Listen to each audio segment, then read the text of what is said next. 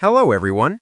In this video, I'll guide you through how to fix the FC26 unable to connect to EA servers problem on PS5 so you can get back into online matches quickly.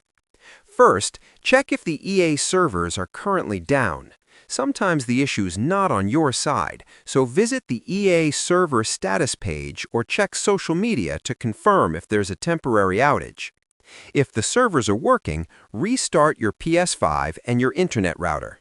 Turn off the console completely, unplug your router for about 30 seconds, then power everything back on. This refreshes the network connection and often fixes server login problems. Next, test your internet connection on the PS5.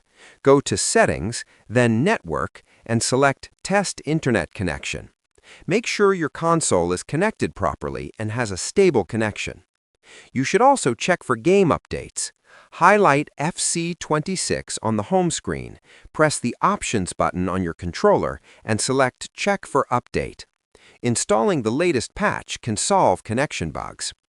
Finally, if the problem continues, sign out of your EA account inside the game and sign back in again.